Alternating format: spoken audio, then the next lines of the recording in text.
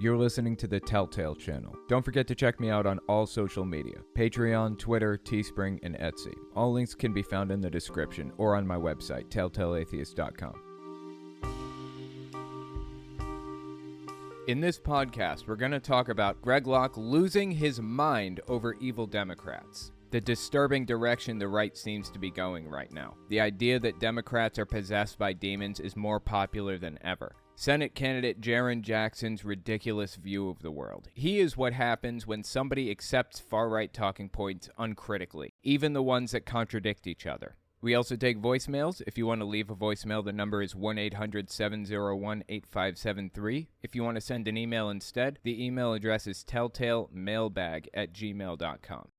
A lot of you guys probably know I've been following this person named Queen Ramana Didulo. She calls herself a queen. She calls herself the Queen of Canada, actually. She's not. She is a QAnon leader and influencer. Runs a Telegram channel that's pretty big. I mean, very big. 70,000 subbies on Telegram, which is nothing to sneeze at for a platform as small as Telegram. She's got a disproportionate number of followers on there. She is absolutely delusional. I do not say that lightly. She believes herself to be a space alien called an Arcturian. She thinks that she's capable of cloaking. My read on the situation is she believes that the world is run by lizard people, and I think that she believes herself to be one of those lizard people, except she's a good guy. She's like a good lizard person. It's a treasure trove on her Telegram, though. She's got all kinds of crazy videos and stuff on there. I found this video the other day of the time she tried to get Fox News to interview her, okay? So she's got her little, I don't know, security staff, posse, whatever you want to call it. She's got them here with her, following her around, and she goes to this event where Fox News is filming or interviewing or whatever. Check this out. This is from February 2022.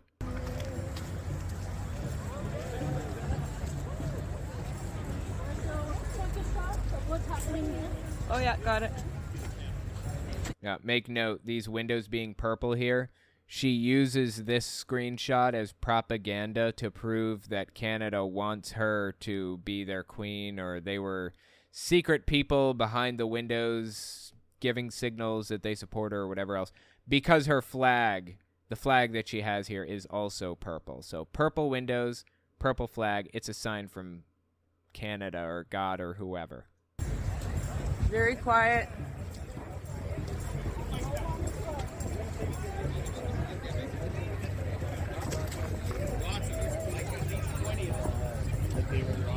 This is where they were, right here. There they are.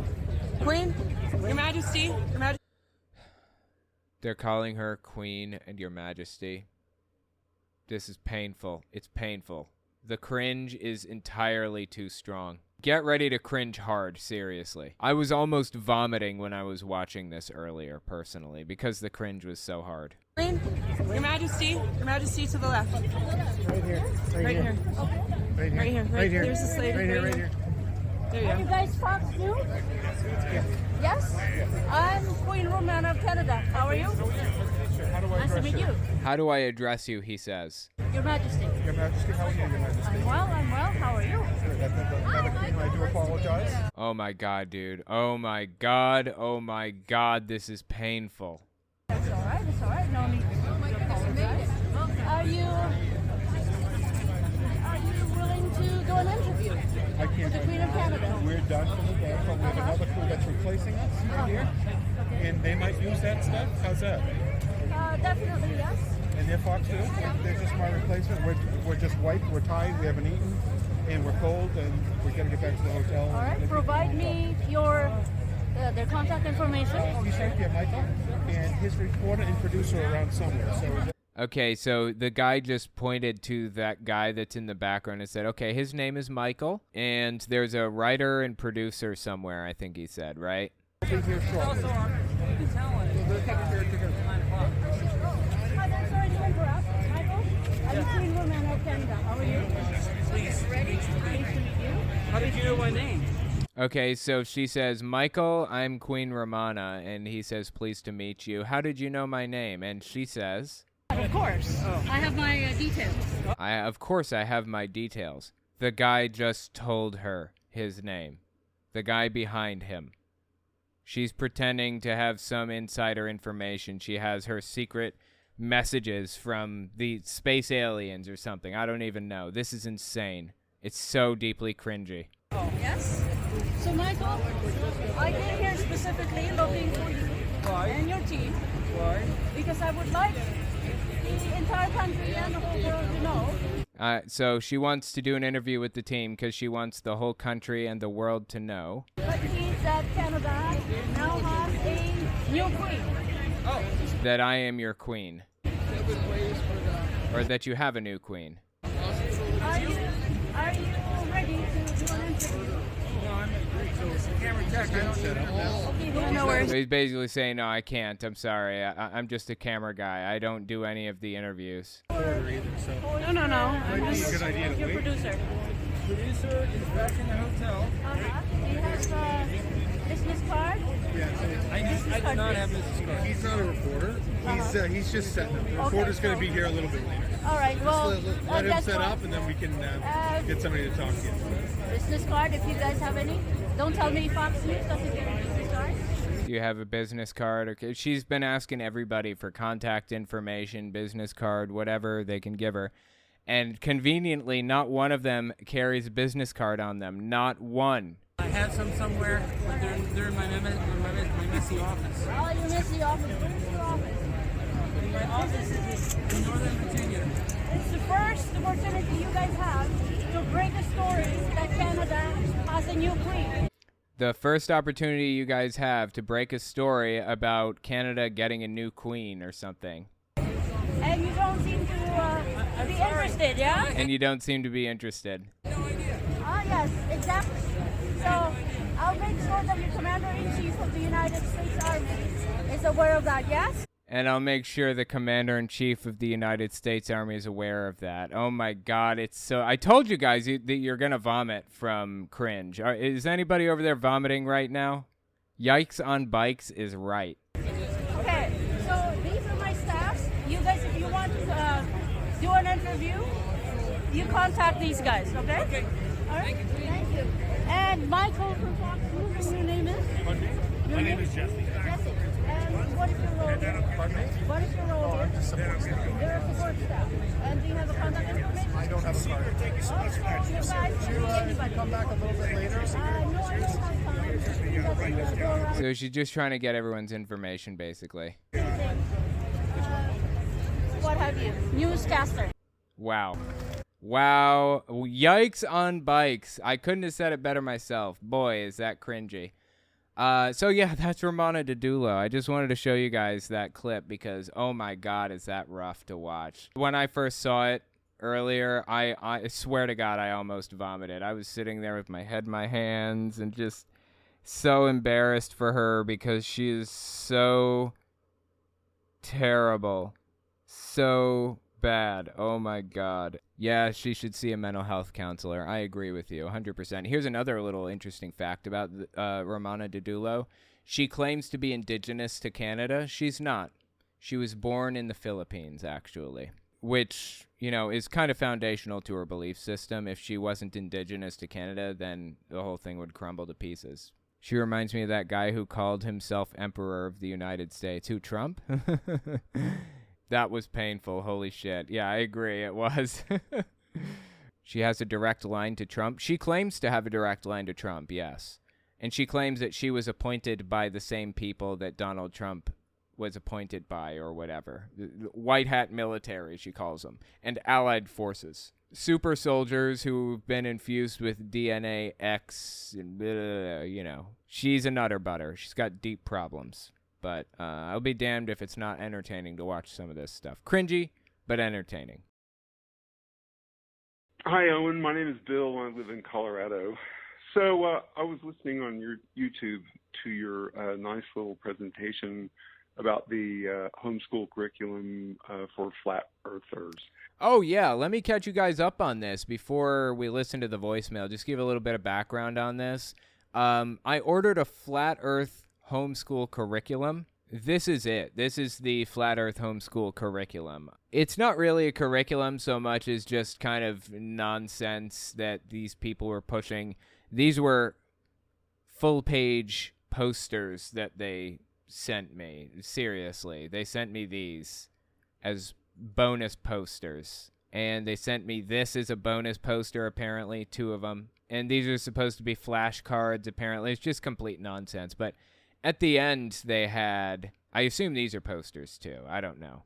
At the end, they had, like, this list of questions, hard-hitting questions that prove the Earth is flat and geocentric model is correct and whatever else. Anyway, I covered some of these a while back on my main channel on a live stream.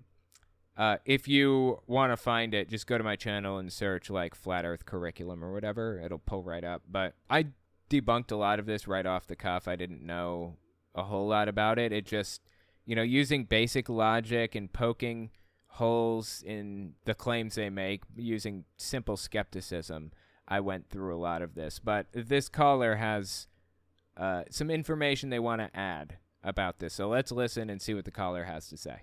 And I think you're doing a great job. I just wanted to clarify one point you're making about the dark side of the moon. You said that the moon is phase locked on the Earth. I don't know. I'm not familiar with that term, but you're correct in that the same side of the moon always faces Earth. But what that means is, as it revolves around Earth, then, and it is between us and the sun, we are looking at the dark side of the moon. It's the same side as is always pointing at us, but if it's exactly between us and the sun, we are looking at midnight on the moon, and full-on noon on the moon is facing the sun, which we can't see because we never see that side of the moon. So it's the far side of the moon from us, not the dark side. Yeah, I appreciate that correction. That's a good point. The far side of the moon, not the dark side. That's the side that we'll never see. They were talking about, the moon in their weird little Flat Earth homeschool curriculum here. I'm not sure where it was exactly. I'm not sure which question that was in reference to now, but I do remember talking about that exact thing. Anyway, yeah, thanks for the added information there. That far side experiences just as much sunlight as the near side does. Okay, keep doing your great work. Thanks. Yeah, I appreciate that. Once again, interesting point, though. This guy actually came in with even more information. Check out the next voicemail. Hey, Owen, Bill from Colorado here again. One more point on your commenting about the Flat Earth homeschool curriculum. You're talking about the seasons, and when you're correctly stating that the part of I'm talking about now why we have seasons on Earth. You mentioned that the part of Earth that is farther away, since we're tilted on our axis, that is with respect to the plane in which we orbit the sun, the farther part of the Earth experiences winter and the nearer part experiences summer. That is true, but that's not why. If you think about it, 93 million miles, in our winter time in the northern hemisphere, we're not significantly farther away from the sun than the southern hemisphere is when the southern hemisphere is pointed toward the sun. The reason why we experience the seasons is the angle of the sunlight hitting our portion of the Earth. So when it's a more glancing blow of sunlight, and then also the part of the Earth that is tilted away from the sun also experiences longer nights. And outer space is 3 degrees above absolute zero, whereas when you're pointing at the sun warms the planet. So the more hours the portion of, say, the southern hemisphere or the northern hemisphere spends in the sunlight, the warmer it is, and the fewer hours it spends in the sunlight, the colder it is. Thanks for listening. Pretty interesting stuff. I generally focus on my channel. I focus in on the psychology of things and fallacies and propaganda methods and things. And I feel like I know a lot about those things, but I don't know as much about scientific stuff. I mean, I know a good bit about it, but I'm no expert by any stretch of the imagination. And a lot of the stuff I say on here is off the cuff. I try not to say anything that I don't know for sure. Or if I don't know something for sure, then I'll at least tell you that I don't know that thing for sure. But every now and then, little facts slip by that aren't exactly correct. So just be aware that I'm a commentator. I'm not a news source. If you want a news source, I would suggest Reuters, AP News, or BBC America. They're fantastic. So anyway, thank you so much for the voicemails. Appreciate it. Yeah, this is Matthew. State of the whole country. I'm a long-haul truck driver. I spent a lot of time thinking in my head, how come no one is talking about the comparison of Trump and Hitler? Trump goes to prison, so did Hitler, and that's where he got most of his power. It's a little scary, in my opinion. Thanks. Love your show. Yeah, I appreciate it. That is concerning. I don't think that our situation is one-to-one exact with what happened in World War II Germany. So I don't worry too much about, Trump going to jail and then gaining power and stuff. For one thing, Hitler was significantly younger than Donald Trump is right now. Donald Trump doesn't have any more than, 10 good years in him left, in my opinion. In 10 years, the guy is already fallen apart. And if you see him without makeup, you can very clearly tell. He's a train wreck. He's not healthy at all. I really don't believe he has more than 10 good years left. Before, his time is up, basically. How old was Hitler? In his 40s? He was born in 1889. So I was born in 1989. Oh, he was born on 4/20. Yeah, I knew that. I forgot about that. So say 1938. That's when things really were getting pretty bad. 1938 minus 1889. So he was basically 50 years old, Hitler was, when a lot of the bad stuff started getting really, really bad. Donald Trump is 80. He's 80. So I think that if Trump had the years ahead of him, he would absolutely go all the way if he could. I really don't think he's got the years ahead of him, and I think he knows that. So I don't really worry too much about him going to jail and gaining more power. Aside from that, there are direct one-to-one correlations between then and now, and that is deeply concerning, deeply scary stuff. We can watch a fascist uprising right in front of our eyes right now, basically, and that is so incredibly disturbing to me. I've been reading a lot of books about World War II and specifically denazification, how we deprogram a massive number of people like that. I don't think it's feasible in America. It may become necessary at some point. I don't know. I mean, if Republicans keep going this direction, we may have to do exactly what we did in World War II Germany. We may not have a choice. I don't know. But either way, I've been reading a lot of books about it lately, and it's a really interesting read. Like I said, there are a lot of comparable things, but it's not direct one-to-one comparison anyway. But yeah, thank you for the voicemail. I appreciate it. Hey, this is Paul. I'm in Iowa.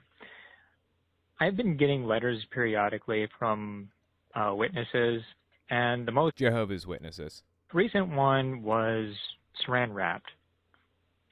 Any theory that you have why they would do that, or did my panic brain just bring me to it's laced with some sort of poison off cuff? Hopefully I see you actually address this or whatnot, but watch you later. Bye. Well, my first assumption wouldn't be, it was laced with something, but seeing a letter appear when it's wrapped in saran wrap or something, that would probably raise some red flags for me. There isn't anything that I can think of, any reason why Jehovah's Witnesses would do something like that. That is a very strange thing for them to do. I would be safe rather than be sorry and just throw it out and not touch it. I live in New York City, and some woman tried to force me to take a peanut butter and jelly sandwich the other day. I was like waiting for the subway, and she had a basket with peanut butter and jelly sandwiches, and she like shoved it in my face and then ran. You know, I didn't want it. I had already eaten. I wouldn't eat something from somebody I didn't know anyways, or from an official store. But she forced it on me, and my first thought was, like, is this thing drugged? Is it laced with something? I'm not touching this. So I threw it away. Yeah, generally speaking, I'm pretty wary of what other people have if they're trying to force it on me, and it's in suspicious circumstances. So yeah, I would just toss it personally. Next, we're going to talk about Greg Locke losing his mind over evil Democrats. Give us 30 seconds, and we'll be right back. You're listening to the Telltale channel. If you like what I do and you want to see me continue to do it, check out my Patreon. You can also check out my Telltale Unfiltered channel, Twitter, and Teespring. All links can be found in the description.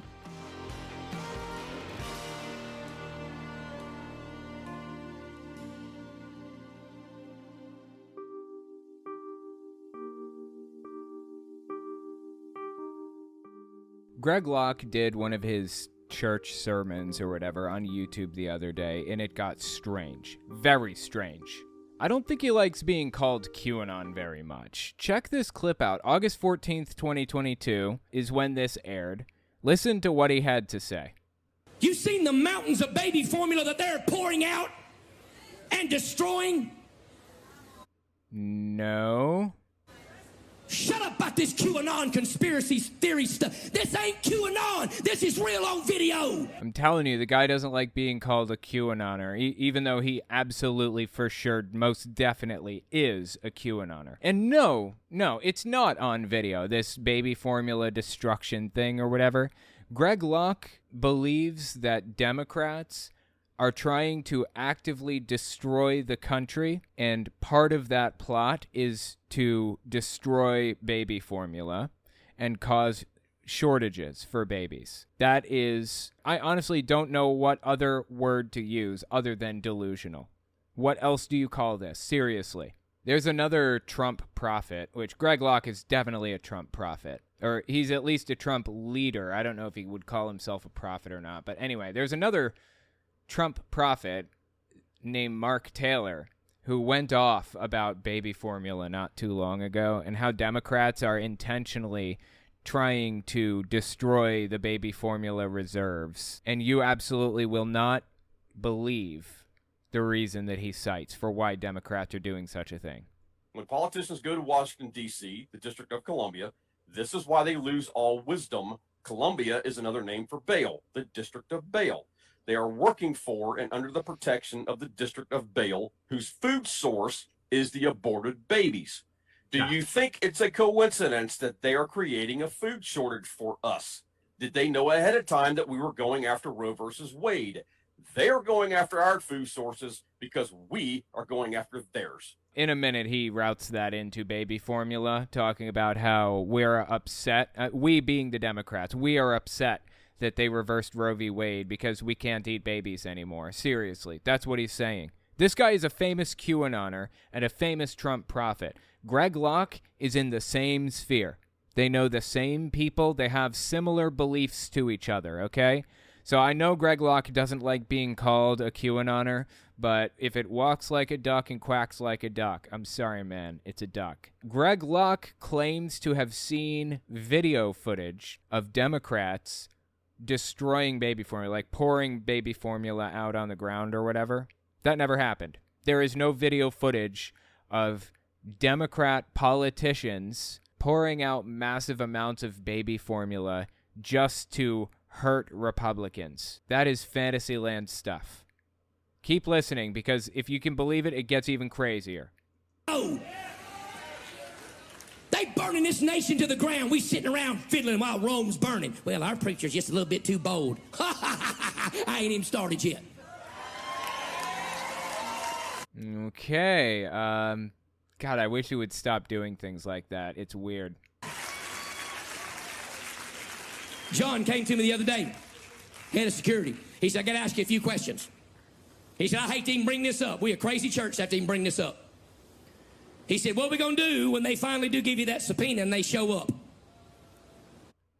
Okay, so what he's talking about here, for context, He was at the January 6th riot. He was there at the Capitol when it all went down. And he's been putting out video after video about how he desperately wants Nancy Pelosi to subpoena him to speak in front of Congress about the January 6th stuff so that he can rebuke them all in the name of Jesus in front of a live television audience, as if that's how it would happen. As if Nancy Pelosi is even running the committee. I mean, the guy lives in a delusional fantasy world. Seriously. I don't know how to make this any clearer. So that's what he's talking about here. He says, when they send you the subpoena and show up, what are we going to do? Well, they would only show up if he didn't respond to the subpoena. It probably wouldn't be a subpoena. If he was going to be arrested, like, if he was being subpoenaed, it'd be because he has information about the events that unfolded that day, and they know that he has information, and they want that information. Like, they'd subpoena his cell phone records, for example. If he did something illegal that day, they would just pick him up and put him in jail for it. And I honestly think they would have done it, like, long before now. I mean, it's been 2 years. They've already done most of the hearings, if not all. I don't know. I don't think they're coming after Greg Locke. But I can tell you one thing for sure. Whether they're going to send a subpoena to him or not, whether they're going to show up and try to arrest him or not, he's going to use the idea of that happening as persecution porn. He's going to use it to fuel his persecution complex in his congregations. Keep listening. So his head of security comes to him and says, if they send a subpoena to you and show up, as if that's the order it happened in, what are we going to do? Do you want us to get you out the back or something, is what they say. He said, if they show up, I doubt they will during the service because they don't want to make a martyr out of me. But he said, look, if they show up, he said, do you want us to kind of get you and Ty out the back and get you to where you need to go so they can do this thing privately? Ty is his wife, by the way, and I think she was there too. To where you need to go so they can do this thing privately? I said, Wait a minute. So they can do this thing properly. So they're basically saying, do you want us to hide you from the police? Do you want us to harbor you as a fugitive from the law, hide you from law enforcement so they can do this properly? I don't even know what that means, to do this properly. What? That's what they're saying right now. That's the option they're presenting, right? Privately? I said, absolutely not. Them devils come up in here, they gonna take me publicly. They gonna drag me out preaching, kicking and screaming, filled with the power of the Holy Ghost. See, they wouldn't even get him during a service. They would wait until he was at home chilling out, maxing, relaxing, all cool and all, and then they would knock on the door and tell him that he's got to go with them, right? That's not how it would go down. This is all persecution fantasy that he's given us right now. Like, this would never, ever happen. That's what they gonna do. We gonna have live cameras. I told the live stream crew, don't you turn that camera off. You zoom in real deep. I'm gonna pull a R2 Pulowski. Get out, Nazis. Get out, Nazis. Get out, Nazis. They gonna drag me up out of here. He said, well, do you want us to get your wife to safety? I said, no, she's going to hold a phone, praise God, and get it right down in my face. We're going to let everybody know these bunch of devils ain't going to win. They not taking this country. Okay, so when they said, do you want us to get your wife safe, I think what they were saying is Greg Locke and or his security staff have reason to believe that Greg is going to be arrested for what he did on the 6th, which tells me he believes that he broke the law, and he can't believe that they're not coming after him for it right now, first of all. And second, they believe that she broke the law too, and they would most definitely be coming for her. That's the impression I'm getting from what the vivid imagery he's drawing for us, right? But he's saying, no, I want to go to jail, and I want her to hold the phone while they go to jail. I don't know. Just all very, very strange. It is all so deeply strange. I said they're not taking this country. I'm trying to figure out about 200 of you about right now whose side you on, praise God, sitting there like a bump in a log. I said they ain't gonna take this country from us. Not playing their games. I mean, in Greg Locke's mind, they've already taken the country from him, right? They already supposedly stole the election. Didn't happen, but he believes it did. They've already taken the presidency and the House and the Senate. Didn't they take the government or whatever? And look at that. Greg Locke has not been arrested. How about that? No pastors have been arrested just for being pastors. Only the ones that actually broke laws have been arrested so far. Have any pastors been? I don't know. I'm sure there were probably pastors at the January 6th attack. Who knows? This guy just lives in a delusional fantasy land. Seriously. He really, really does. And he is obsessed with feeling persecuted. If you doubt me on that, you should read his book. This Means War, I think is the name of it. I'm reading it right now on my Telltale Reads YouTube channel. Jesus Christ, dude. It is absolutely unhinged. A link to it's in the description if you want to give it a listen. I ain't playing with them. I ain't scared of these mongrels. A bunch of vipers.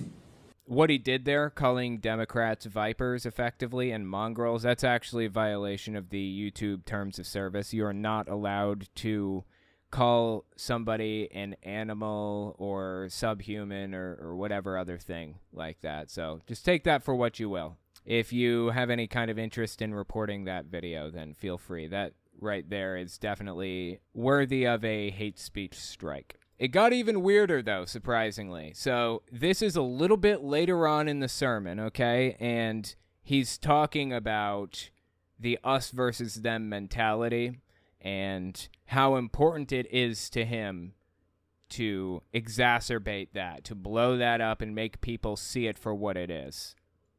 You say, well, you know, the way you preach causes us and them. It is us and them. It is us and them.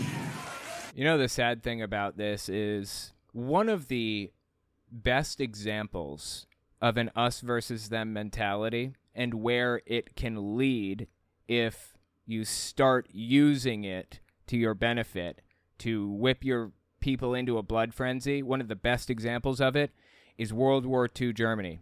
Really.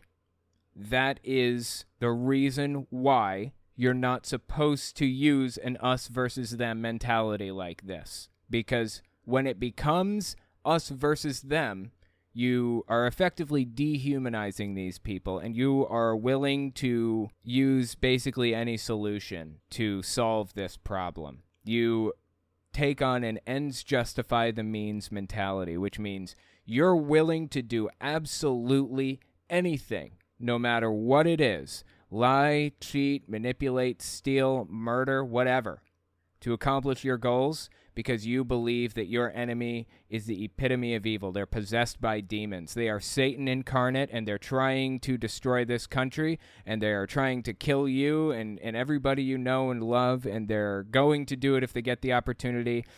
And your enemy is this entire set of people, and there's no nuance in there. Everybody in this entire group is coming after you.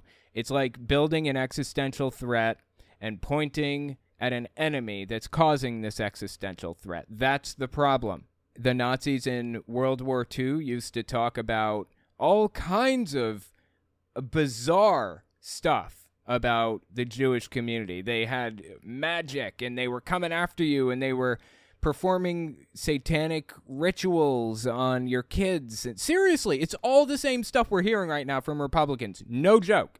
They are all old Jewish tropes that are being recycled. That's all QAnon is. You guys heard QAnon and Greg Locke, more specifically, and others, talk about satanic ritual abuse and Hillary Clinton doing child sacrifices to Satan and all of that other stuff. That is word for word exactly what the Jewish community was being accused of during World War II. Seriously. And this is all recycled stuff from World War II.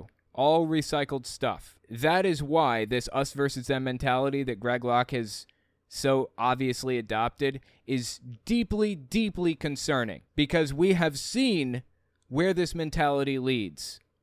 We've seen people on the wrong end of it. We moved past this. We didn't want this in society ever again. But society is moving there again right now as we sit here and watch it take place. Deeply disturbing stuff. You say, well, you know, the way you preach causes us and them. It is us and them.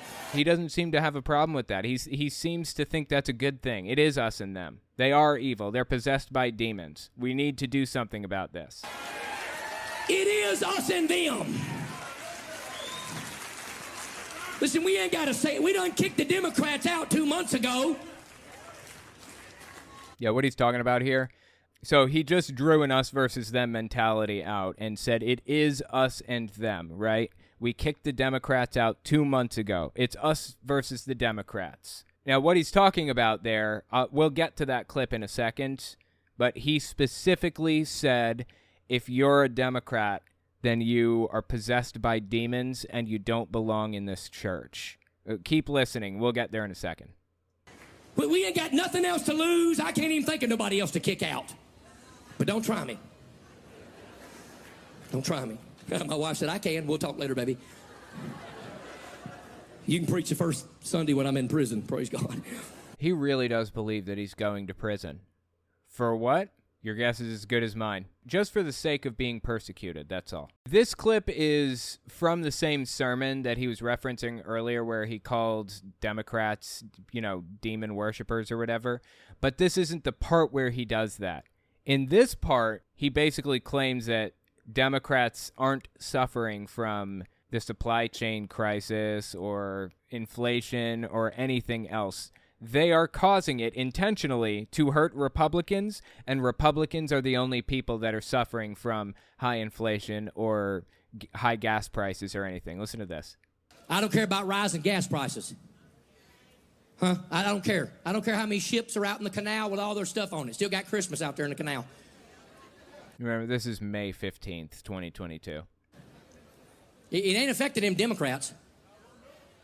It's not affecting Democrats? Are you joking?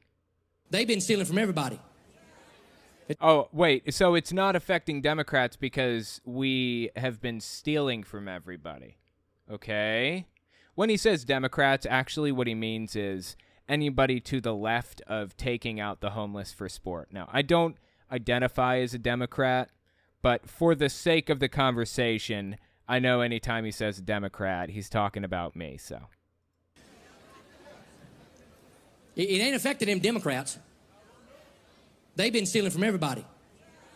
The Democrat Party is the biggest slave plantation on the planet. Everything they've been covering lately is on deliverance. Well, you need to be delivered from voting Democrat. I think in that list in mass deliverance, I'm going to start putting Spirit of Democrat. Come out in Jesus' name.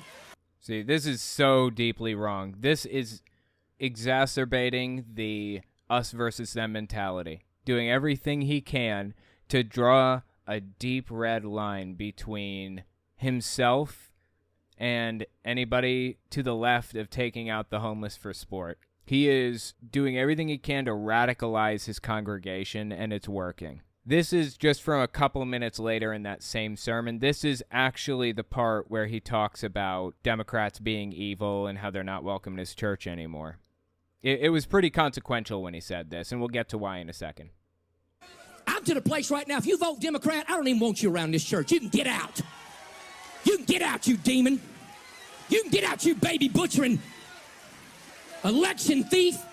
So everything that he said just now, right there, that entire sentence, that was actually against YouTube's terms of service. You can't call people subhuman or an animal or a demon. You can't spread election conspiracy theories like he's doing here. And not just about the American 2020 election either. There are other elections that YouTube bans you from basically conspiring about or whatever you'd call it. So anyway, I could have stopped here because he got his point across, but he gets really loud and waves his hands around a whole bunch in a second, and I just couldn't cut that part off of the end of the clip. So let's watch that. Thief. You cannot be a Christian and vote Democrat in this nation. I don't care how mad that makes you. You get pissed off as you want to. You cannot be a Christian and vote Democrat in this nation. They are God-denying demons that butcher babies and hate this nation. They hate this nation. He's talking about me. I mean, I'm not a Democrat, but I am to the left of taking out the homeless for sport, so he's talking about me here. He thinks that I like having abortions just for the hell of it, just because it's fun, I enjoy it. It's a good time. It's part of a ritual sacrifice or whatever. I'm a Satanist, you know? And he thinks I am setting out to destroy the United States of America. That's insane. That is absolutely insane. You know, I don't think that even Republicans are setting out to destroy America. I don't believe that for 1 second. I think Republicans are setting out to make money. And there are forces at work that have a vested interest in destroying the country and are willing to pay for that. For example, oil companies. They don't care how much the country is destroyed or the earth or anything is destroyed, as long as they got a little more money in their pockets and they're happy. Russia has a list of people that are on their payroll that they pay to wreak havoc politically. That, like, they have politicians from Britain, Australia, the US, all over the world that are on their payroll. They are paying them money to erode democracy in these areas. There's a money incentive. I don't think the Republican Party overall is setting out to destroy the country. But I do think they're setting out to make money, and destroying the country is a byproduct. And hey, you know what? When the country gets destroyed, they can blame it on the Democrats. So much the better. I think that's what's happening. Greg Locke goes a step further and believes Democrats, or people like me, are actually actively setting out to hate the country and attempt to destroy it intentionally because we hate it. That's a new level. They hate this nation. They hate this nation. Get mad all you want to. I don't care if you stand. I don't care if you throw tomatoes, praise God. I'm about to throw a microphone up in his house. CNN can eat my dirty socks. You cannot be a Democrat and a Christian. You cannot. Somebody say amen. The rest of you, get out. Get out. Get out in the name of Jesus. This is the dancing around I was talking about earlier.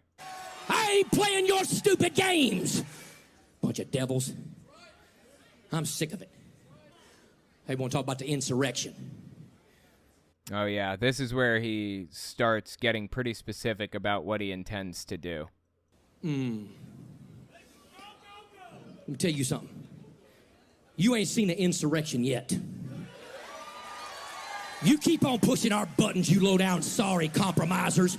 You God-hating communist America. You'll find out what an insurrection is, because we ain't playing your garbage. Okay, that sounds like a direct threat to me. Is it just me, or was that a direct threat? What an insurrection is, because we ain't playing your garbage. We ain't playing your mess. My Bible says that the church of the living God is an institution that the gates of hell shall not prevail against it. And the Bible says that we'll take it by force. That's what the Bible says. That's what the Bible says. Oh, this guy is so cringy. I can't stand it sometimes. So that was the root of what he was talking about in that last clip from the previous sermon where he was saying he kicked Democrats out a couple months ago or whatever. You preach causes us and them. It is us and them. It is us and them. Listen, we ain't got to say it. We done kicked the Democrats out 2 months ago. Yeah, that's what he was talking about, was that whole bit. And that actually led to a huge mess for him. The IRS was contacted about his tax-exempt status because what he did is actually against the law for tax-exempt organizations. You're not allowed to endorse or oppose specific political candidates, campaigns, or parties, from my understanding, if you are not paying taxes. You want to pay taxes, feel free to endorse them to your heart's content. Well, this is what's interesting about that whole bit, right? You're not allowed to endorse the candidates or oppose them or whatever if you're not paying taxes. Well, Greg Locke comes out on stage just, the following week or something, and he says, you guys have contacted the IRS about us denouncing Democrats or whatever, so here's what I did. I dissolved my 501c3 communism in the name of Jesus, and we're paying our taxes now, so I'm going to talk about Jesus anyways, or some other crazy, ridiculous nonsense. You know how Greg Locke is. Well, up to now, so this happened in May, right? May 15th, give or take. So that was 3 months ago, up to the moment that this is being filmed right now, right? And I've been watching his business license this entire time. I believe as of just 3 days ago, his business license shows that it's been dissolved. His nonprofit organization, the business license shows that it was dissolved. Now, I don't know if he created another nonprofit. I don't know if he created a for-profit. I don't know. I can't find that one. I don't know what he named it or whatever else. Maybe he just dissolved it and isn't using a business license. You can do that as a church in some situations. I'm hesitant to say that he is now paying taxes, but I can say that he lived up to his promise and did dissolve the 501c3 nonprofit organization that he has been using up to this point. So take that for what you will. In my experience, the guy doesn't outright blatantly lie about things usually. He twists the truth until it matches what he wants it to match. Usually there's a grain of truth in everything that he says. So I would say it's not like Greg Locke, in my experience, to flat out lie about dissolving the 501c3 or lie about paying taxes or whatever. I don't know. I mean, we have no way to know until we find the new business license. So take it with a grain of salt.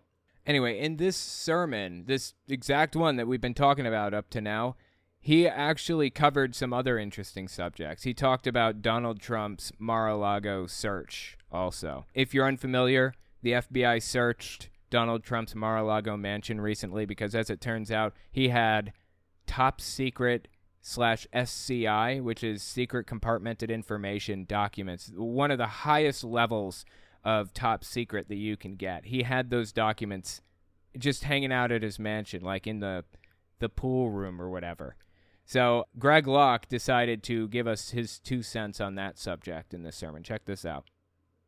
If you think by any means that we are out of the woods, you are not paying attention to what is happening prophetically in this nation right now.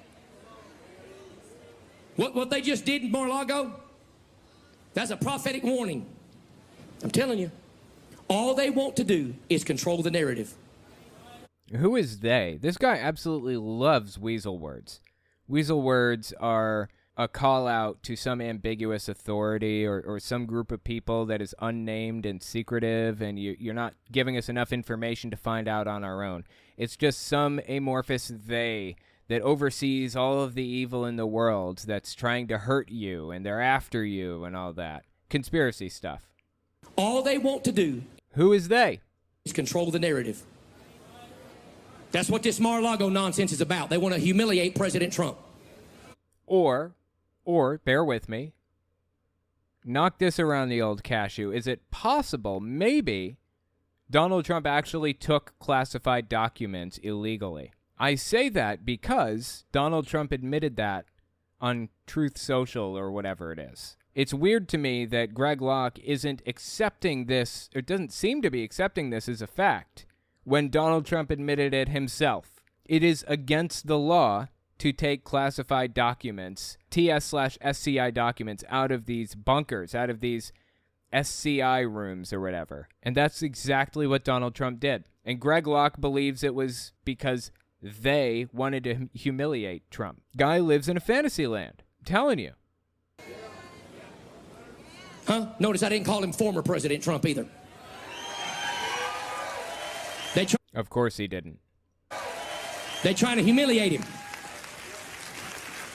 Jesus Christ, dude. This guy is absolutely obsessed with Donald Trump, obsessed with being persecuted, and obsessed with hating people that he views to be his enemy. And that is a deeply, deeply disturbing headspace to be in. And it's particularly disturbing that he's the leader of a mega church that has tens of thousands, hundreds of thousands, how many people listening to him, taking in his every word and thinking about it and believing it. Disturbing stuff, man. Does this guy really think he's persecuted, or is this all an act? In my opinion, I think he does. I think he really believes that he's persecuted to the bottom of his heart. If you disagree with me, let me know in the comments or on Twitter at TelltaleAtheist. Kim Possible, welcome. I thought Locke was sick of his flock worshiping Trump. When did he get back on the Trump train? I think it was just kind of a gradual thing where he one day just kind of came out and started speaking highly of Trump. Yeah, he did get sick of Trump, particularly because he was endorsing vaccines. This is probably the clip you're referring to. This is from January 2022, so about 8 months ago, 9 months, give or take. This is him calling out Donald Trump and saying he won't vote for him if he supports vaccines, basically. So I'm going to say something. I don't care how ticked off you get. I'm going to say something. Listen to me. Stop. Everybody say stop. Stop sitting on your butt and waiting for Donald Trump to do something in this nation. Stop it. Stop it. He gave the evangelicals a mighty voice, and I'm glad. Whether he runs or not is on him, not on me. But I'm sick of Trump worship in this church. You hear me? Let me tell you something. He was lied to, and he knows it. And his arrogance won't let him change his mind. Talking about the vaccine. I'm telling you right now, on the authority of the Bible, if Donald Trump does not get out in front of this vaccine nonsense, he is going to lose his voter base in the next coming election. I'm telling you, it's going to happen. So anyways, he turned against Trump pretty definitively there, right? Like, I don't know how you come back from that. But yeah, it was just like a couple news stories later, and Locke is out here fanboying over Trump again. You know, it's like he just completely forgot that he did something that he viewed as completely unforgivable. I don't know. It's weird. I guess Greg Locke has a short memory. Next, we're going to talk about the disturbing direction the right seems to be going now. The idea that Democrats are possessed by demons is more popular than ever. Give us 30 seconds, and we'll be right back. You're listening to the Telltale channel. If you like what I do and you want to see me continue to do it, check out my Patreon. You can also check out my Telltale Unfiltered channel, Twitter, and Teespring. All links can be found in the description.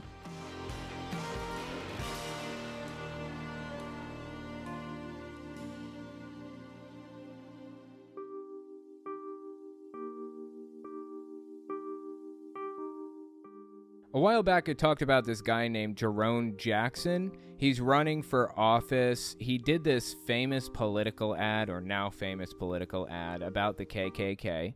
This is from early July 2022. Let's just watch the ad for a second. Keep in mind, he's a Republican. He's running as a Republican. He's friends with Alex Jones, of all people. He's been on his show, and we're going to take a look at that in a minute. But that's kind of the perspective that he takes. Watch his political ad about the KKK. Democrats like to say that no one needs an AR-15 for self-defense, that no one could possibly need all 30 rounds. But when this rifle is the only thing standing between your family and a dozen angry Democrats in Klan hoods, you just might need that semi-automatic. And all 30 rounds. It's very much structured like a full-blown political ad, but it's insane. It's completely ignoring the fact that the Republican Party is the party of the KKK. David Duke, the leader of the KKK, or the former leader, I don't know which now, he voted for Trump. He's voted Republican in the last who knows how many elections. There was a party switch back in the 1960s, around the time Nixon was running. Democrats were historically the Southern racist party, and Republicans were the party of freedom. They were the liberal party. That's why Abraham Lincoln was a Republican, because he was the liberal, more freedom-centered party. And when Nixon started running for office, he ran as a Republican, but he used this strategy that he called the Southern strategy, and the goal was to dog whistle to Southern racists, Dixiecrats, people who were old Democrats but who were disillusioned with where the Democratic Party had gone. That is when the party switch really happened, and there was so much confusion over who believed what and which party believed in what thing that Richard Nixon, famous Republican, pretty far right figure, won every single state in his election except Massachusetts. He won California and New York, and Georgia and Mississippi and Texas and Florida and Ohio and all of them. Every state but Massachusetts. That's how much confusion there was at the time when the parties were switching. So I have to imagine this guy knows that, right? He must know that. If he does, then I must wonder why he's carrying water for the KKK. Why is he rehabilitating their image by making people think that they're Democrats and not Republicans? It's so deeply dirty what he's doing.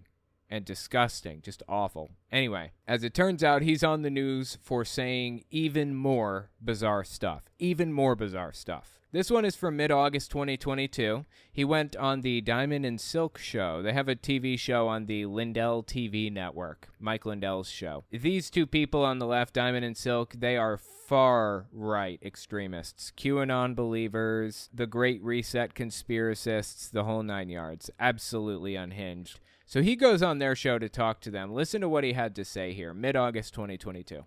Whether in office or not, I am going to wage a perpetual war against the Democrats because they are the enemies of this country. They are the enemy of humanity. Their policies are anti-human. Their policies are anti-God. Their policies are anti-right.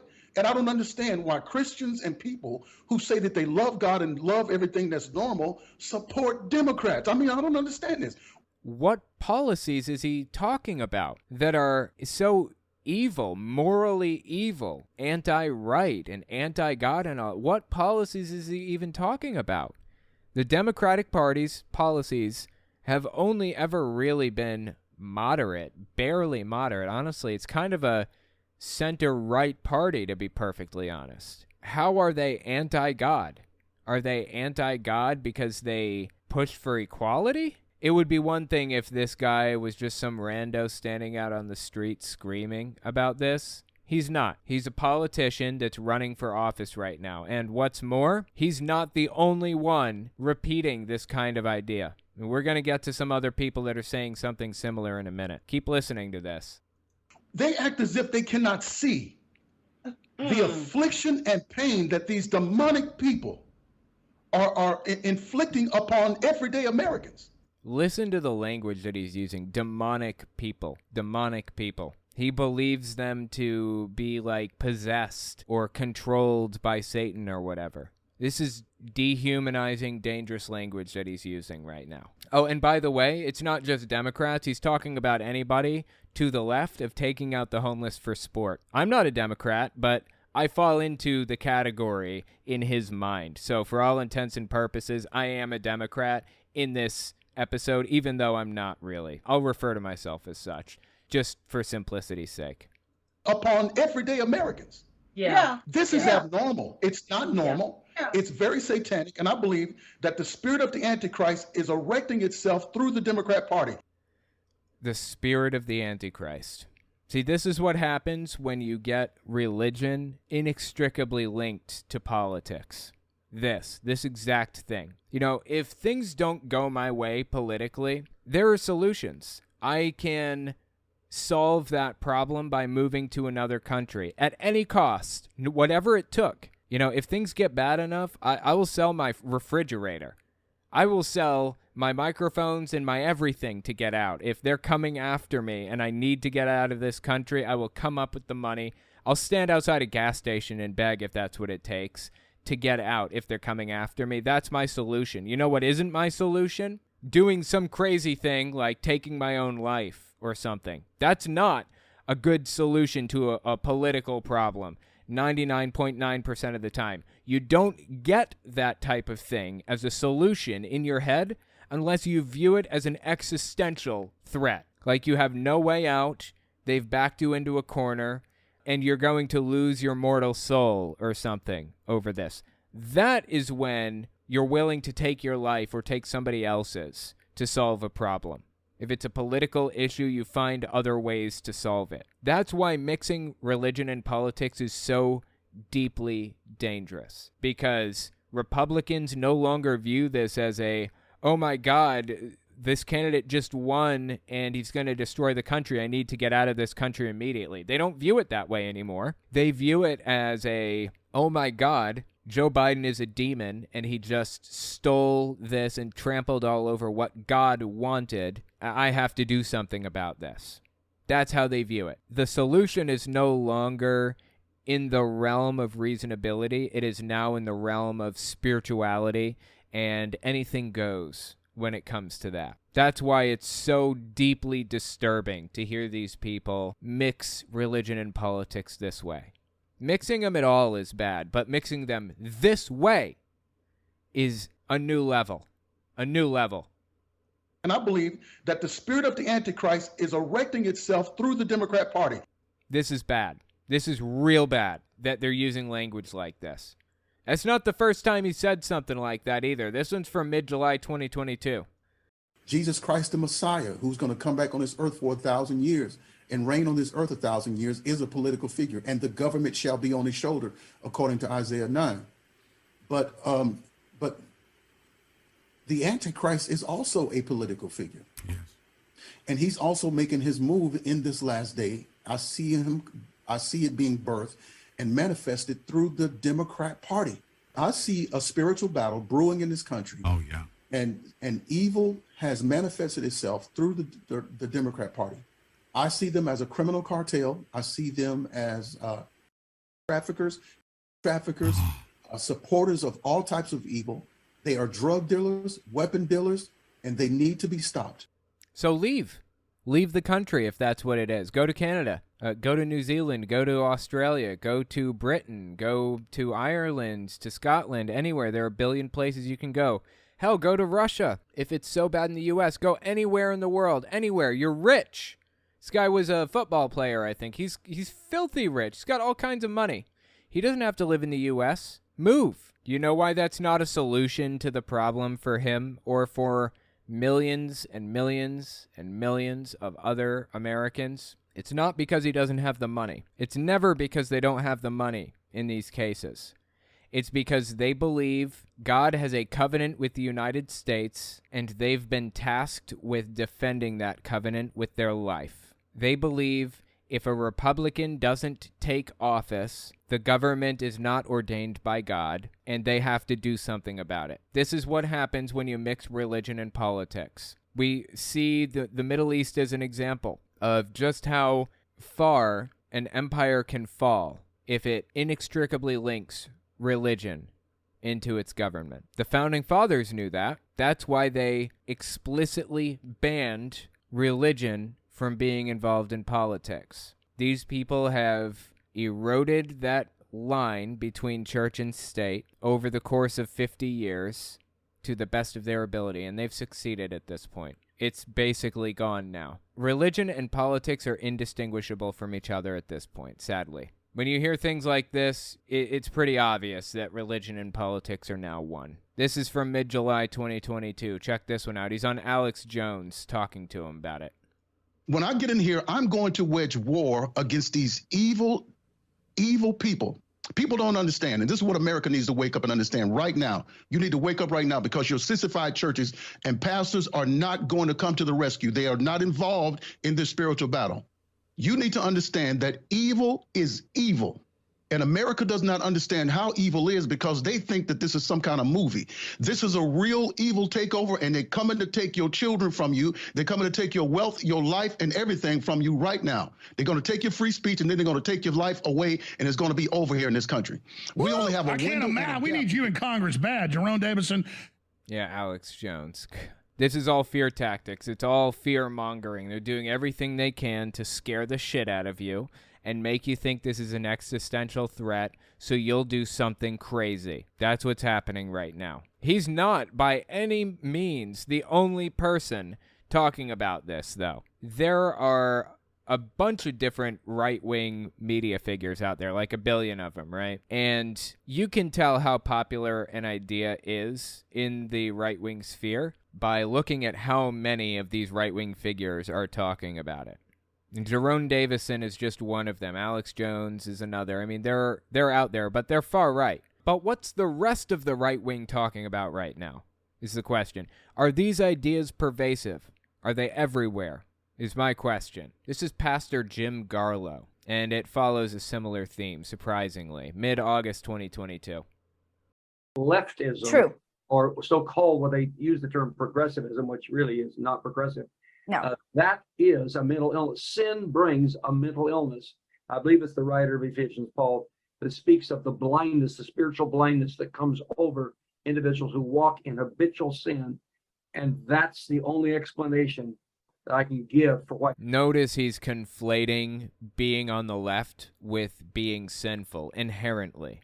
If you aren't a Republican, then you are a sinner. They are synonymous with each other, sinner and Democrat. Don't let that little conflation slip right by you. The explanation that I can give for why people doing the kind of things that they're now doing. Deeply wrong, man.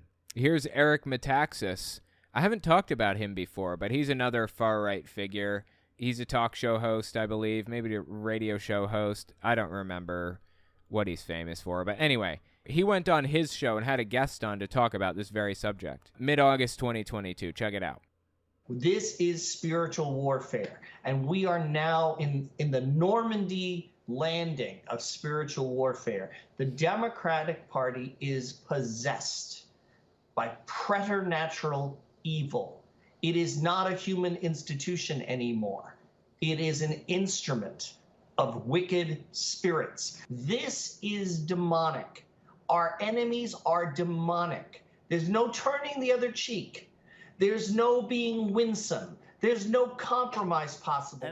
Here's the thing about this. So this guy's name is John Zimmerack, I think. Eric Metaxas is on the left here. And right at the end, you could kind of hear him about to talk. Right at the end, he's about to say, "Now, I don't want people to think that we believe that the left are demons, but they are possessed by demons," is effectively what he said. It's like he's hedging without actually even hedging. Listen to this one more time. There's this little clip here. Natural evil. It is not a human institution anymore. It is an instrument of wicked spirits. That right there, that line of thought just justified literally anything. They are putting themselves into an ends justify the means mentality, and then they're giving themselves the justification they need to be there. They are justifying literally any action against Democrats or the Democratic Party. Lying, cheating, manipulating, stealing, attacking, whatever. Whatever.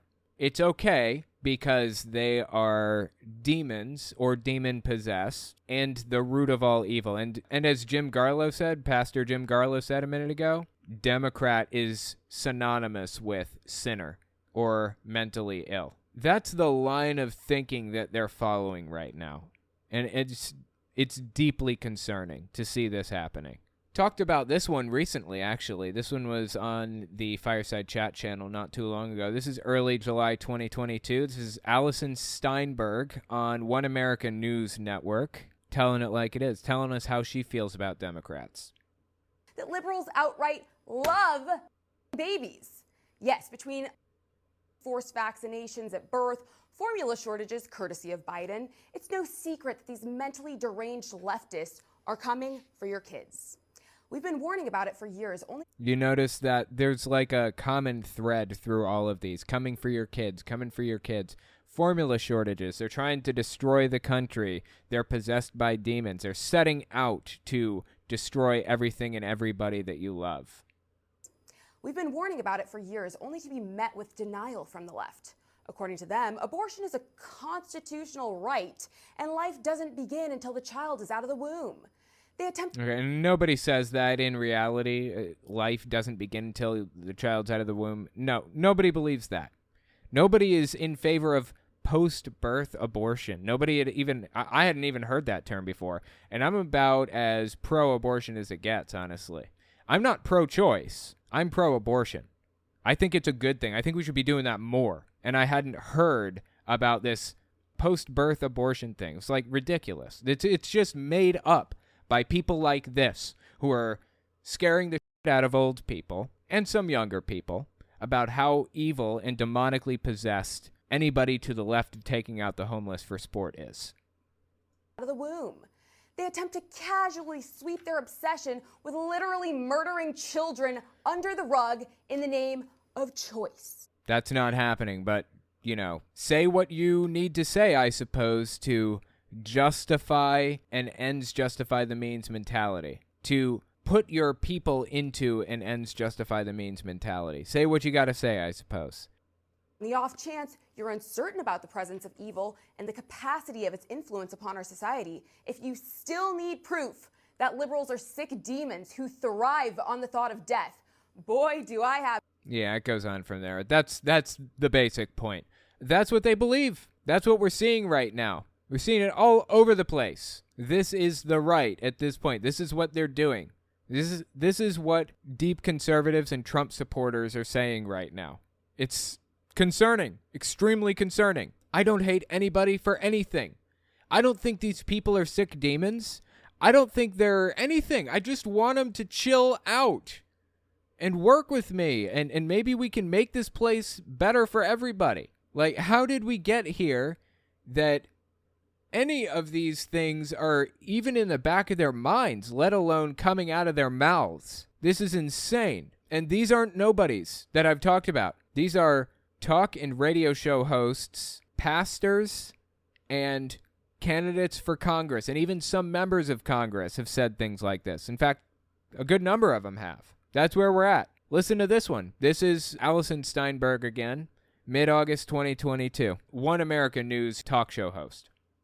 We should all know by now that you cannot comply your way out of tyranny, and the Dutch are leading by incredible example.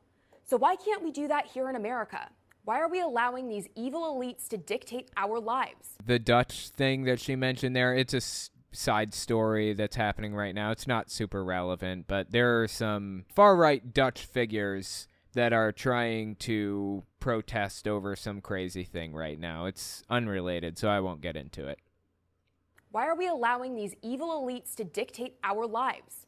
Why can't we all man the hell up and fight back? I don't know about you, but I think it's somewhat ignorant to rely solely on elections to make these essential changes that our country so desperately needs. Wow. Ignorant to rely on elections for the changes that we need. Do we even need to read between the lines, or is she just laying it out clearly for us? When it's become abundantly clear that our entire system is rigged and corrupt, why don't we, the people, get organized and take the power back? Yeah, so the right is going down a disturbing path at this moment. It is all over the place right now, and it is really, really concerning. Do these people believe it? Does Allison Steinberg really believe this? Does she really think that Democrats are sick demons, quote unquote? Does Jerome Davison believe the things that he's saying about the Antichrist spirit? Does he believe that the KKK really are made up of Democrats? Or is he trying to scare people into voting for him? Is she trying to scare people into watching her show? It's hard to tell sometimes. Generally, I go with two basic things. Make as few assumptions as possible and take people at their word. If they say they believe something, then generally I accept that they believe it. But to me, that's even more disturbing than the alternative. To think that they actually believe the things that they're saying, that's like a new level of messed up. I think I would prefer to believe that they're being paid by somebody to scare the shit out of people, honestly. Because if they believe this stuff, we're in worse shape than I thought. If you disagree with me, let me know in the comments or on Twitter @TelltaleAtheist. Next, we're going to talk about Senate candidate Jaron Jackson's ridiculous view of the world. He is what happens when somebody accepts far-right talking points uncritically, even the ones that contradict each other. Give us 30 seconds, and we'll be right back. You're listening to the Telltale channel. If you like what I do and you want to see me continue to do it, check out my Patreon. You can also check out my Telltale Unfiltered channel, Twitter, and Teespring. All links can be found in the description.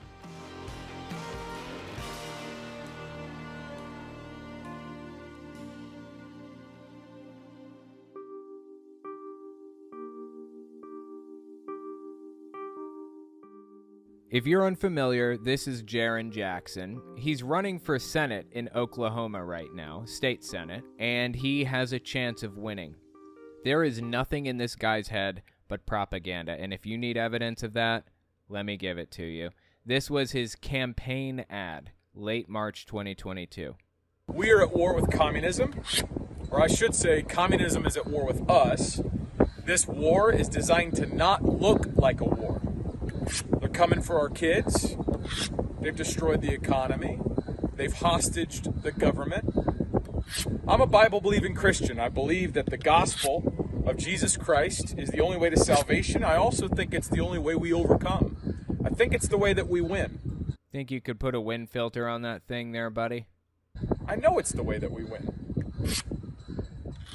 I'm running for state... Dude, this guy is sharpening that knife incorrectly. I know this is a little thing, but this is bothering me a little bit. The way that we win. I know it's the way that we win. I'm running... He's doing it wrong. For state senate, and on June 28th, I'd like to ask for your vote and for you to unleash me.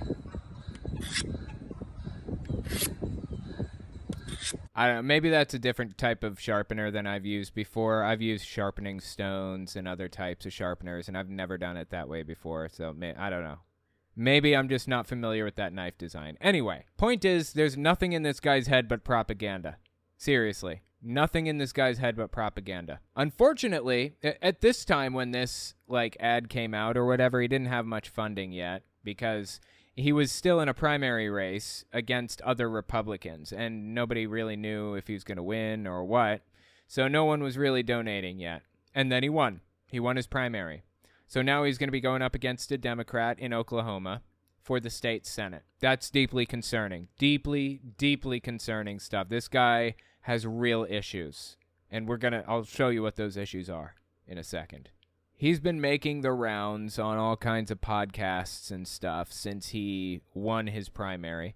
Oh, I think I forgot to mention, he is a social media figure also, like me, like I'm a social media figure. I have a YouTube channel. He has a Telegram. His Telegram is 87,780 subbies currently at this moment. I follow him on Telegram and all the crazy things he says. Anyways, that's huge for Telegram. That is massive. Oh my God, is that huge for Telegram? Telegram is not really a massively used platform. YouTube is the second most visited website on the entire internet or something like that. Telegram is tiny compared to YouTube. The fact that he has 87,000 subbies on there, you can probably multiply that by 10 and assume that he has a roughly comparable, that is a roughly comparable value to the size of the YouTube channel that he would have if he had a YouTube channel.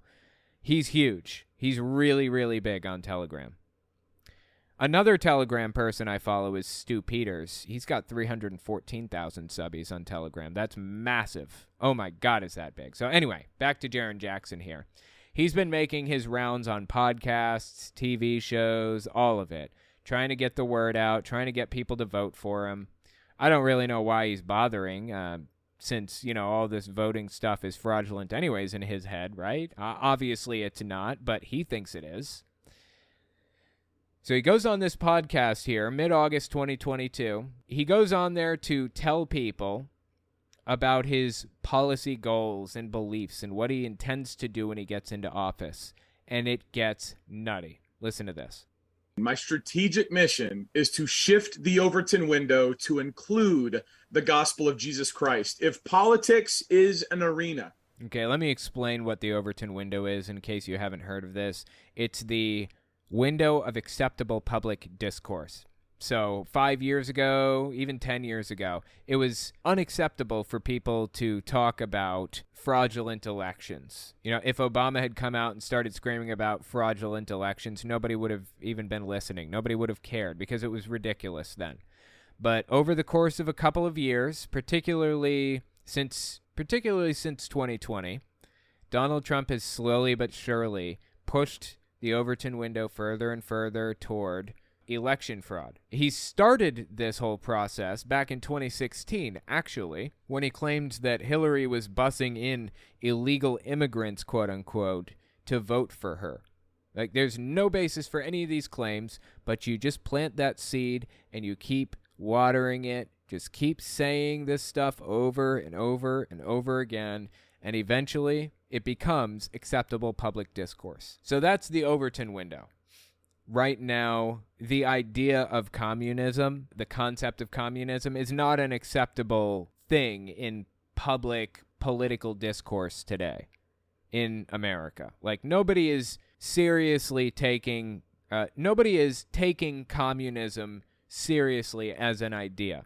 But Republicans screaming about communism being evil, that is in the Overton window. That is something they do constantly. So they've slowly but surely been shifting the Overton window further and further and further to the right, toward authoritarianism. And that's exactly what Jaron Jackson is trying to do now. He wants to shift it even further than that. Apparently, he thinks that it's not okay to be Christian, I guess. He's telling us he wants to make Christianity part of the Overton window, as if it's not already. The gospel of Jesus Christ. If politics is an arena, this arena has pushed God out of the picture. Amen.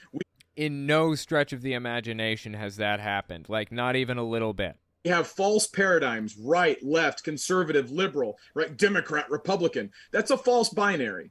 The choice is Christ or chaos. Woo! It's Christ or communism. Whoa. And so whenever Jesus taught, John 14:6, I am the way, the truth, the life. No one gets to God but by me. People need to know that. Philippians 2, every knee will bow, every tongue will confess. And so my job in this race, not only to defend the Constitution and represent the fine people of this community, I am bringing the gospel directly into politics. I'm doing it with the zeal of a former infantry officer.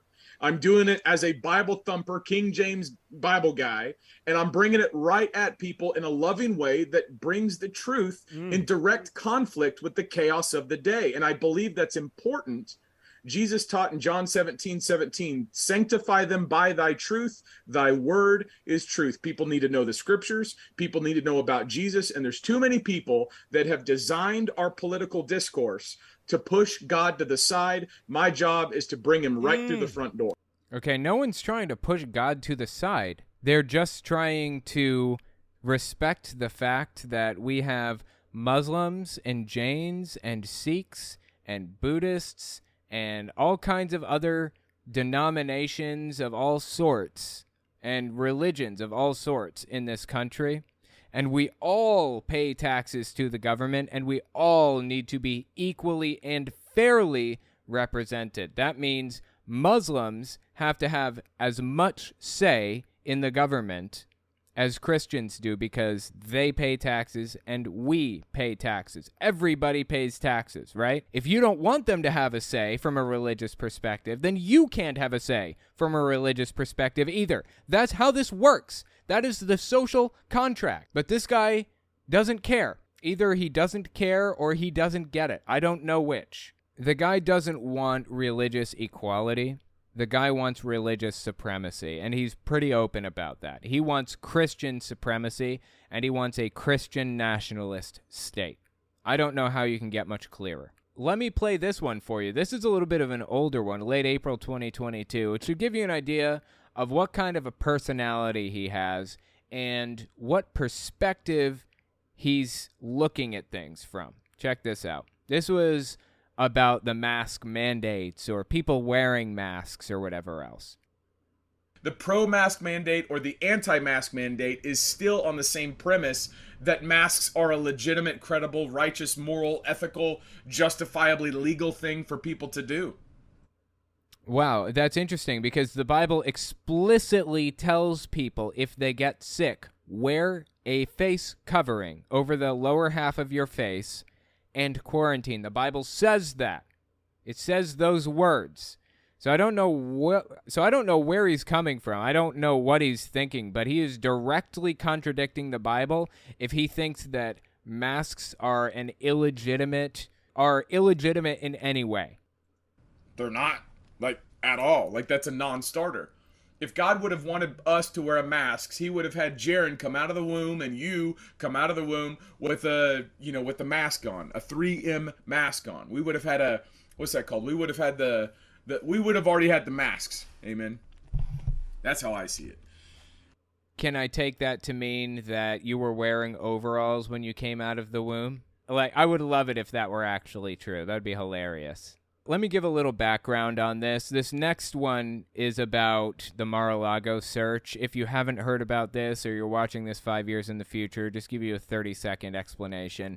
Donald Trump stole the most classified documents in existence, basically. TS/SCI. Real shit. Stuff that's not supposed to leave fortified bunkers kind of thing, right? He took them to his mansion, his Mar-a-Lago mansion, and the FBI basically went in and searched his house to get them back, and he threw a complete fit over the fact that he couldn't keep these top secret documents in the pool house next to the towels. So Jaron Jackson is extremely upset over the fact that the FBI went in to get the top secret documents back from Donald Trump that he shouldn't have had in the first place. This one's August 15th, 2022. Listen to how Jaron Jackson melts down over it. So they raid Trump on Monday. Talk about it all throughout the week. No patriots are rising up. No violence is happening. And all of a sudden, this happens at the U.S. Capitol. Fox News alert. Capitol Police say early this morning. Oh, by the way, the name of this video that he released was something like False Flags or Don't Be Part of False Flags or something like that. I don't remember. Fox News alert. Capitol Police say early this morning, a man drove his car into a vehicle barricade at the U.S. Capitol. They say when he moved to get out of the car, it became engulfed in flames, and then he fired several shots in the air. Officers then tried to approach the man when he fatally shot himself. Nobody else was hurt. Police say it does not appear the man was targeting any members of Congress who are currently on recess. Oh, how convenient. You raid President Trump with the unconstitutional police force. It was not unconstitutional. It was completely within the bounds of the Constitution. They got a legal search warrant that was signed by a judge. Everything was completely above board for this whole FBI search. But okay, keep going. Keep telling yourself it was unconstitutional. The unconstitutional police force. You invade his home to try to set him up for an indictment so he can't run again because you're scared of him and you know that we the people want him instead of your godless commie options. Okay, interesting. First of all, there is not one single politician in the entire United States that is godless or commie. I don't know, there may be one politician who claims to be an atheist, but it's actually illegal for atheists to run in a whole bunch of states, surprisingly. But that's neither here nor there. What he said there at the end, listen to this again. You can't run again because you're scared of him and you know that... Yeah, I don't think I'm afraid of Donald Trump running again, honestly. In fact, I think it would be, well, it would be bad for democracy, but it would be good for Democrats. There is no chance Donald Trump's going to win. We found out that Liz Cheney lost her election recently, okay? Liz Cheney is the model of somebody who hates Donald Trump, but is the perfect Republican. She voted with him like 90-something% of the time, but she hates him. She's trying to get him put in jail, basically, because of what he did, because of the January 6th stuff and other things. Right? So she had her primary recently in Wyoming, I think. I'm not sure exactly where she's from. Yeah, it was Wyoming. That's where she was from. She got 29% of the vote. Harriet Hagman got 66% of the vote, okay? That's a huge difference. A huge difference. The only difference between Liz Cheney and Harriet Hagman is the fact that Liz Cheney doesn't like Donald Trump. Harriet Hagman does. That is it. That's the only difference, okay? But think about this. I don't think this is as big of a victory as Donald Trump thinks it is. 29% of Republicans want Donald Trump put in jail. That's what that vote means. 29% of Republicans want Donald Trump put in jail and will vote for anybody but him or his candidate or whatever. The margin of victory in national elections can come down to, as low as 70,000 votes. Extremely small margins to win the presidency. If 30% are willing to vote against Donald Trump's candidate because they don't like Donald Trump and no other reason, I don't think he's as comfortable as he thinks he is. I don't think his victory is as guaranteed as he believes that it is. Really, I don't. I think Donald Trump running for president is the best thing for the Democrats. Not the best thing for democracy. We know he's going to try to do another January 6th event. We know that. It's a matter of fact. But I don't think there's any chance that he wins in 2024. I really do not. I don't care who's running. I don't think there's any chance he wins. So about Jaron Jackson here, no, I don't fear Donald Trump running. I really don't. You know that we, the people, want him instead of your godless commie options. And then whenever you do that, no one responds. There ain't no redneck backcountry hayseed hick farmer that's like, you know what, we better rise up. Get the guns, Bubba, let's go to D.C. Because there are actually people doing things like that. There are. We have seen multiple domestic terrorist attacks since Trump's house was searched by the FBI. Multiple. Not just one. More than one. So that is actually what's happening. Because that didn't happen. Yes, it did. You gotta provoke it. And so because they lack imagination and they need people to do stuff, maybe they're modeling. They use their false flag federal plants to model what they want other people to do. Hey guys, maybe if we ourselves drive the thing into the barriers, maybe other people will do it because they'll see, well, maybe because we need to do these godless commies, man.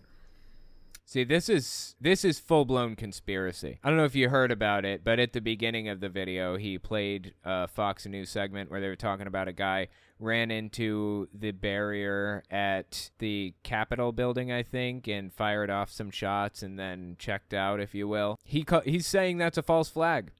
He's saying that was fake. He's saying that it was an FBI plant that did that. That's insane. That is a new level of conspiracy thinking right there. Guy's running for Senate in Oklahoma right now. These godless commies want a false flag. They wanted, what was it, the day after? There was someone with a nail gun going against the FBI office in Cincinnati, Ohio. Yeah, that's because nail guns are known to be able to penetrate bulletproof glass in some circumstances, in some situations, depending on how powerful the gun is and how weak the glass is and how close you are and things like that. And I think even then it only put a single hole in the glass. Like, it all depends. But yeah, what he's talking about, that's correct. A guy showed up in an FBI field office with a nail gun and an AR-15 and tried to bust through the glass with the nail gun, and it didn't work. He was chased down. Basically, there's a standoff in a cornfield, I think, and it ended as you would expect that it would, sadly. Because that makes sense.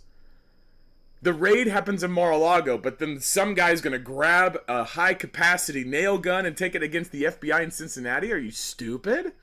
No. He was a Trump supporter. He was willing to do absolutely anything that it took to defend his God Emperor, as they call him, and it ended badly for him. This is the cult that Donald Trump has cultivated. Intentionally, he's done this. He has formed out this cult of personality around himself because this is what he likes, seemingly. Stupid? These godless commies need people to pay attention, and I argue you'd get better outcomes if you talked about Jesus. People hate Jesus. People hate the gospel. No, nobody hates Jesus or the gospel. You know what I hate, personally? I hate the fact that people are trying to shove it down my throat, trying to impose it on me, to force it on me against my will in public forums. They're trying to make me pay for their stuff with my tax dollars. They're trying to get me to pay for their religious education and things like that with my tax dollars. That's what I hate. So anyway, that's Jaron Jackson. I found it kind of interesting, though. The guy claimed not too long ago to be nonviolent and said, don't take the bait, and I don't believe in violence. What's violence going to accomplish? And I find that interesting that he said that. I agree with that sentiment. Nonviolence. Violence is not the answer, ever. Period. I know people get upset when I say that, but that's true. That's a factual statement. Violence isn't the answer. But I find that rich coming from Jaron Jackson. Particularly because, I've been following this guy for a hot minute, since before he was running for Oklahoma Senate. This one's from mid-November 2021. He may have actually been running at this point, but this is him talking to Lynn Wood, which is one of Donald Trump's lawyers. Listen to this.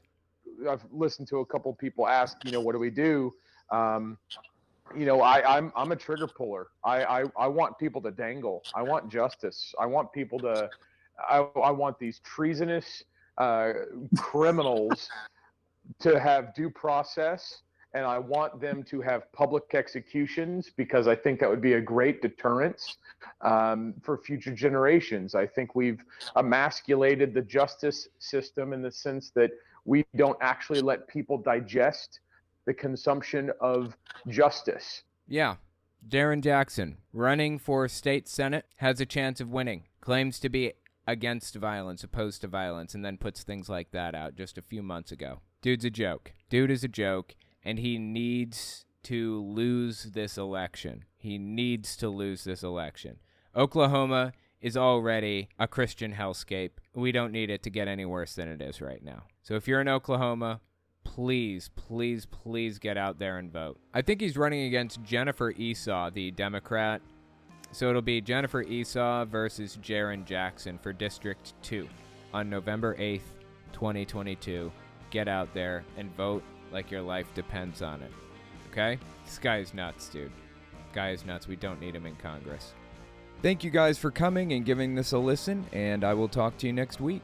If you like what I do and you want to see me continue to do it, you can support me in a few ways. First, there's Patreon. That's probably the best way. But if you want to get something back for your support, you can check out my Teespring. I sell all kinds of shirts and coffee cups and stuff on there. You can also check out my other channels. I have a Telltale Unfiltered YouTube channel where I go through long-form videos like Kent Hovind's seminar series, Jehovah's Witnesses TV show, and televangelists prophesying about politics. And finally, you can check out my social media. If you have a question for me, the best way to ask it is to tweet it at me. I'm on there all the time, so check it out. All links are in the description as always. Anyways, that's all I've got for you.